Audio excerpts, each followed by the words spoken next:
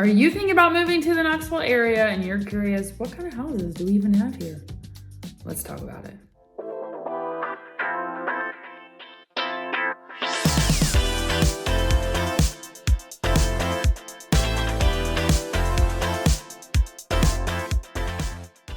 Okay, so I pulled a list from the MLS, and the list is all types of houses that can be listed for sale by real estate agents in the Knoxville area, okay? So most of these are, to me, like straightforward, 2-story, 3-story. Like, I don't think that there's really much to talk about. High rise, like high rise is gonna be pretty much in downtown, maybe the old city, and that's pretty much it. So we do have a ton of ranch homes, and that could be anything from like a ranch. So when I say ranch, that means that there is one level of living, okay? Kitchen, bedrooms, etc. Most commonly, ranches are 3-bedroom, 2-bath. Well, anything built after like 1950 is probably like a 3-bed, 2-bath, and most of them, all the bedrooms are on one side, the kitchen, living, laundry, garage on the other. So it's usually like you walk into the living room, you've got kitchen over here, garage over here, living space, go to the back porch, and then you have a narrow hall down, and that's gonna take you to a bathroom, 2 bedrooms on one side, and then a master like to the back with another full bath or a half bath.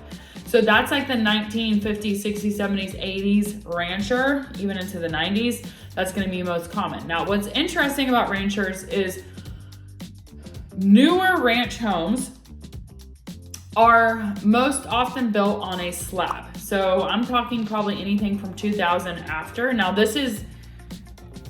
I'm speaking in generalities, okay? So you wanna just look at the house you're looking at. It may be on a slab or it could be on a crawl space. So if your home is built on a slab, now this could be the same for like 2 stories. When it comes to crawl space versus slab, a slab is just like what it says, a concrete slab. Pros of that is like raccoons can't get in there. Your groundhogs can't get in there and eat your ductwork. That's happened to me before personally. Like there's no critters, there's not bug problems, like you're not gonna have like a wet foundation per se, like you're not gonna have dirt underneath. There's like, it's literally concrete. A negative of a slab is that basically, like if something goes wrong with your plumbing, you're jacking your concrete. Like you're taking a jackhammer and you're digging a hole, right? To address it. So pretty much like you're not adding any new holes. You aren't rewiring anything because you're not wanting to get through that concrete, okay? Much of the new construction, whether it's a ranch home, a 2-story, a 3-story, the majority of that is going to be on a slab. Now, there are also ranch homes and 2-story homes and 3-story homes and split level homes that have crawl spaces. And a crawl space means that literally what it says, there is a space where the foundation sits and the house sits up on the foundation. And there's gonna be a little side door and you can crawl under it. Now you see these often when a house is built like on the side of a hill. You see these on older homes. You don't see a ton of slabs on older ranch homes or older 2-story homes. And crawl spaces can be great because like I said, if you need to make a change to plumbing, if you need to change wiring, like for example, we have a crawl space and our house was built in 1899, which means no, it didn't come with cable, okay? And it said empty 1970 until we moved in like 2015, 2016, sometime around there. So we were able to basically drill our wiring down and wire for cable and stuff because we had that crawl space, right? However, we did also have, like I mentioned, groundhogs because this house had been sitting here empty for so long that chewed up like all the ductwork for the HVAC. So that's a horror story. That's not the normal, and I don't want to steer you away from a crawl space. A crawl space gets a bad rap. You don't want them to be wet. You don't want rain getting in them because that's addressing like foundation issues, problems with that, right? So I don't think there's one better than the other. Some people are adamant about no slabs and some people are adamant about no crawl spaces, but even with a ranch, you could have one or the other. So another extremely popular type of home is a basement rancher. And this is the one that I get questions on, like, what is a basement rancher? What does that even mean? Essentially, most basement ranchers, what you have is it's a 2-story home and the top floor is your main floor. Typically, it's the 2 stories. Your driveway is on the lower floor, 2-car garage, and then you have like maybe a bathroom, a living room, a 4th bedroom, maybe a laundry room, typically downstairs. And then upstairs, you're gonna have kitchen, living, dining, master, and 2 other bedrooms. So that's your most typical basement rancher type home. Positives are that the majority of your bedrooms are on 1 floor, if you like that. Positives, the majority of your living space is on 1 floor. The negative, your laundry is downstairs. The negative, you're gonna have to go upstairs to access the main bedrooms, to access your kitchen. So think about like your grocery journey, you're gonna be coming upstairs probably around a corner. There are some basement ranchers that I call drive-in. So essentially the driveway is on that same main level and you have a garage. So that would be, if you're wanting to totally avoid steps, it's totally possible. It's just not the norm basement rancher style. So basement rancher is not a good option for someone that wants to avoid steps unless truly the garage is on the same level as kitchen, master, and the stuff you want to access. Basement ranchers, people can love them because they provide a, almost like a secondary space, either for a gym, living area, home theaters. Many basement ranchers have like a little bar, wet bar space. And then it's kind of like just a compact, in a sense, 2-story home. The difference with like a 2-story home and a basement rancher is a 2-story is usually like on a slab or crawl space, and then the bedrooms are upstairs. So you have garage, living, dining, kitchen, back porch, etc. That space, and then upstairs are all the bedrooms. Now the master may be down, or maybe an office and a like. Don't you like how I'm showing you with my arms? I feel like I'm back teaching. Like I used to teach math, and I used to be like, show me the x-axis, show me the y-axis, show me. Anyways, show me positive slope. Anyways, that's not the point of this. Okay, but 2-story is like basically garage, main living space, kitchen, and then upstairs are all the bedrooms. A basement rancher is truly a ranch home with a garage underneath and like basement, maybe a walkout basement, etc. You can also have a 2-story plus basement. So that typically a 2-story plus basement is going to be on that main floor. That's where your garage is, your kitchen, living, dining, maybe a master bedroom or a 2nd bedroom, usually a half bath. And then upstairs, all your bedrooms, maybe a bonus. And then in the basement, that's just a wide open space. My ideal floor plan for where I am right now in my life is a 2-story plus basement or basement rancher, because I take that back. It's only a basement rancher if it's a drive-in kitchen, same level. But anyways, whatever. I love basements because they make the perfect space for home gyms. Like right now, I live in an old house. I know I keep saying this. It's like, where do you put gym equipment in that house?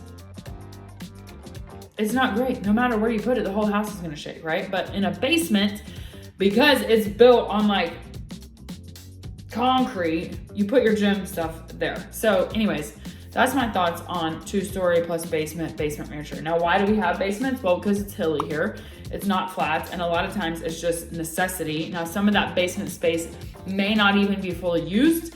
I was in a house 2 days ago that was a basement rancher, and almost all of that basement was garage. So it was like probably 1,000 square foot like basement total, and maybe 500 square feet of that was finished. It was like a living room, and the rest of it was like workshop, garage, whatever. So basement ranchers are a good option for if you have hobbies or if you have older kids and you want to like put them down in the basement. That's what we did to my brother. He loved it. It was great. But they are not the best option for someone that's wanting to avoid steps, because most likely you're gonna have to go up steps either to get even to the front door or to get to your kitchen, get to your bedroom, etc. Another common type that we see here are mobile and manufactured. So mobile, that's like a single wide or a double wide. If you are shopping for a single wide or double wide, but you need your home to be financed, if you are gonna purchase it using a home loan, your best option is to purchase a double wide with what we call an affidavit of a fixture. This means it's on a permanent foundation. If it is not on a permanent foundation, you're going to be extremely hard pressed to find a lender that's going to loan on that. Now, you can find a private lender, but you're gonna have to put 30, 40, whatever percentage down on that. Now, the other thing I wanna mention to you is if at any time that double wide was moved from its original foundation, that pretty much voids your opportunity to get a loan on it as well. Like Fannie Mae and Freddie Mac backed loans are not going to finance that if it's been moved. It voids the warranty, it voids the basically they're not doing it. Now, again, you can find a private lender. For single wides, financing is hard for those as well. So if you're looking at a mobile home, my suggestion is double wide with a permanent foundation. And that means it's detitled. So like if you go to the tax record is going to say that that is an actual house, it is a property. It's not going to have a title. If it has a title, then it's not what we call real property. It's not real estate. It's not sellable. You can purchase the land, and maybe the house comes with it. But like, if you're wanting a home loan and you're wanting to buy something that's not detitled, so it still has the title on it, you're only going to be able to get a loan for the land, not the house. And if the land is like more value than the house, that's fine. But if it's $180,000 for a quarter acre with a nice double wide on it that's not detitled, like it's not gonna happen unless you have a bunch of cash to put down or you're purchasing cash, in which case it doesn't matter. And then we also have modular. So these are like prefab homes put together in parts on a foundation. That can be another really good option, and it can kind of make the building process more smooth. So that would be another option. And those have come a long way just, over the past 20 years, the technology of them, the construction of them. So that is another, option. Townhouses, we don't have a ton of townhouses. I've pictured a couple, but these are just what we know as a townhouse is pretty straightforward. The other thing that we have a lot of, especially like 1970s, 1980s, 1960s, are split foyer and like split level. So a split foyer is where you open the front door and you see stairs up and stairs down. Okay, so basically a split foyer is a basement rancher where the front door walks into the middle of the house. That's how I think of it. Because typically with a split foyer, your living room, kitchen, dining, bedrooms are going to be on the upper floor, and downstairs is going to be a basement area, maybe another bedroom. To me, split foyers rarely have a full bedroom downstairs. Like a basement rancher is going to have that full bedroom, but I'm not saying it's not possible, I'm just telling you. Then downstairs you have like a family room, laundry most typically, and then garage. So split foyer, basement rancher, both of them, laundry downstairs. And then maybe a half bath or a full bath off that laundry room. If you get lucky, a full bath down there. So split foyer is just basically basement rancher with that front door in the middle of the house. And to go, you either have to make a decision. My mom hates these because she's like, you shouldn't have to make a decision when you come to the front door, up or down. She doesn't like it. So that is a split level. We also have like a tri-level. And so that's where you're gonna have a garage. You're gonna have a few steps up to like kitchen, dining, living. And then you're gonna have more steps up to bedrooms. So pull into the garage, maybe a little den space, steps up, living, kitchen, steps up, and it looks like stacked really. It's usually like garage, stack, if that makes sense. I don't know if that makes sense, but the bedrooms are, it's basically the same steps as a 2-story, except the steps are split like up. Whereas a 2-story, you're just going straight up the steps. They're not going anywhere. You're just going straight upstairs.